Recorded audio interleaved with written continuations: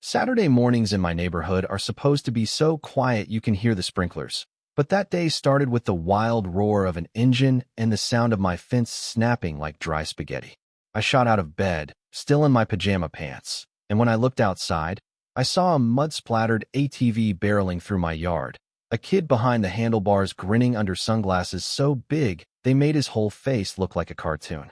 My expensive smart fence, $6,000 of sensors and solar panels meant to keep my dog in and the deer out, was now a pile of wreckage and bent aluminum. And there, arms folded, standing like she'd just discovered America, was our HOA president, Karen. She called up to me like this was all part of some neighborhood beautification plan. "Shortcut," she shouted, smiling smugly. "You know what I mean? Nothing throws off your weekend coffee like watching $6,000 in fencing get flattened before you even brush your teeth." Karen, see, is a master of calm entitlement. She doesn't yell, she doesn't throw fits, she just tells you how things should be, with a little smile, like she's letting you in on some secret that only she and the universe understand. That morning, she explained to me, still barefoot and holding my coffee, that my fence, my city-permitted, legally installed fence, was blocking community flow. Her kid's ATV, apparently, was forging a community path straight through my property. "Think of it as being a good neighbor," she said, with a wave like she was flicking away a mosquito. My fence was demolished. The solar panels looked like dead beetle shells. My dog was barking like the apocalypse had arrived. I said, steady as I could, "You're going to pay for this." Karen just smiled that smile, told me the HOA wouldn't reimburse me for unnecessary gadgets, and sauntered off, calling for her son, who revved the ATV and tore off toward the woods. And when the dust settled, I stood there in a silence so sharp it made my ears ring, knowing in my gut this wasn't a one-time thing. So I started documenting everything. Pictures of every bent panel, every muddy rut, even the paperwork showing I'd done it all by the book. Then I started walking the neighborhood. Not for backup. Nobody wants to challenge Karen, but to see who else she'd steamrolled. Sure enough, 3 neighbors said the ATV had torn through their yards, too, but when I asked if they'd complain, they just shrugged and muttered, "Karen's too much trouble." I didn't blame them. I'd been there. Next stop was the sheriff's office, not to make a scene, just to see if any of this was actually illegal. The deputy took one look at my photos and said, "That's not just mischief. That's thousands of dollars." He asked me to fill out a report. No drama, just facts. Later that day, Karen sent out one of her infamous HOA emails announcing the new community trail, my yard, like she was Moses parting the Red Sea. Within days, it wasn't just her son. Other kids, even a grown man on a dirt bike, started using the shortcut. My sprinkler system would spray them, but all it did was turn my grass into a comedy sketch. The twist? Karen showed up herself, riding her own ATV, sunglasses and all, waving like she was Grand Marshal of the HOA parade. That's when I knew this wasn't about convenience. This was about power, about Karen proving she could take what she wanted. I stopped playing defense and started building a case. A couple days later, the sheriff's cruiser pulled up.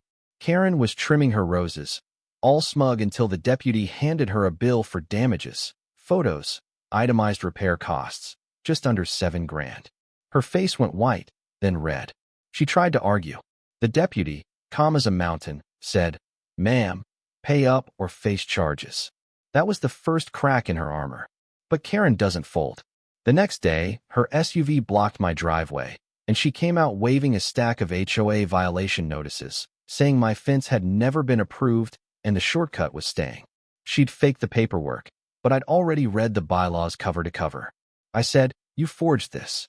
She tried to spin it, community consensus, blah blah.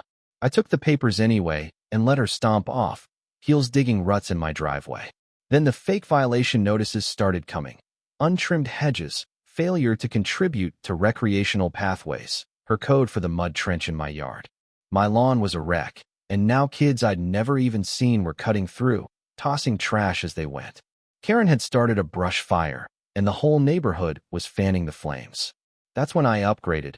Motion-activated trail cameras, cloud storage, every angle covered. Within 48 hours, Karen noticed. She marched onto my lawn, waving her arms at the little camouflage camera. "You can't film community activity," she hissed. Private property, security measure. Smile, I told her. That night, my camera caught her sneaking out in a tracksuit, setting up a ladder to tamper with the camera. The infrared kicked on and she froze, caught like a raccoon in headlights, then bolted, leaving her ladder in my flower bed. Now I had everything: photos, video, proof of vandalism, insurance reports. But the real kicker came when the cameras caught Karen's son nearly running down a jogger on the trail. Now it wasn't just vandalism, it was reckless endangerment. The sheriff delivered a new notice: stop the ATVs or face criminal charges. Karen's mask finally slipped. Her eyes welled, but not with guilt, just rage. If you think that stopped her, you don't know Karen. The next weekend, I woke up to the sound of a skid steer, a rented machine, contractors widening the shortcut. She claimed it was an approved easement. The city didn't think so. The crew busted a municipal water line, flooding my yard. The city handed her a $3,400 bill. Add that to the insurance claim, and Karen's shortcut was the most expensive strip of dirt in the county. Her retaliation went nuclear. She emailed the whole neighborhood in the middle of the night, calling me a danger to children and saying my cameras were predatory surveillance. By morning, whispers started. Some people eyed me suspiciously, others with sympathy. But I was ready. At the next HOA meeting, I laid out my binder: photos of my fence before and after, ATV damage, camera footage, the city's invoice. Karen tried to spin it, but this time, the crowd wasn't buying it. The board chair, usually a pushover, pressed her about the waterline. The room turned cold. Karen's grip was slipping. Things only escalated. I found my mailbox smashed, community trader spray painted across the fence, trail cameras ripped out. But the last straw? My garden bed set on fire at night, mulch and wooden planters torched. I put it out with a hose, hands shaking, and called the sheriff again. It turned out Karen's son bragged about the fire at school. Deputies hauled him in for questioning while Karen threw a public meltdown, screaming about corruption and conspiracy. At this point, it wasn't just about me anymore. Neighbors started sharing stories. Karen had fined one couple for a shed paint color, threatened another with foreclosure over bogus maintenance fees. Turns out, she'd bullied the whole block for years. Now everyone had a reason to cheer me on. The final act? The lawsuit. I hired a property attorney, stacked every piece of evidence, and filed for damages. Karen tried to countersue, claiming emotional distress and defamation. Her lawyer filed motion after motion, all of them ridiculous, all of them thrown out. The criminal charges, the arson investigation, the property damage, it all landed in the judge's lap. And when the verdict came, it was a tidal wave: restitution, civil damages, liens on her house. Karen, the self-appointed queen, was dethroned, her power gone, her reputation in ruins, her house eventually empty, a moving truck in the driveway, and curtains drawn tight. Some felt sorry for her, some just shrugged, but I stood on my porch with a fresh cup of coffee, watching the kids ride bikes, bicycles, not ATVs. Across a street finally quiet again.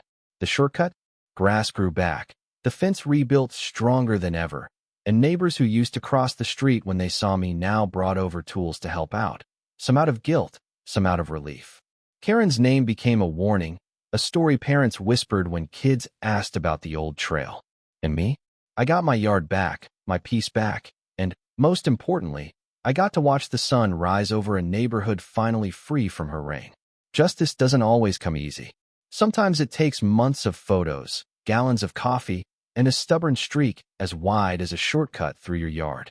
But when it finally comes, when the dust settles and the last engine is silent, you realize it was never about a fence. It was about standing your ground. And when the next Karen comes around, well, you know what to do. So, where do you land on all this? Was I right to fight fire with fire, or did I go too far? Have you ever had to stand up to someone who thought the rules didn't apply to them? Drop your story below. I want to hear every last one. Because, honestly, in this neighborhood, nobody ever wins alone.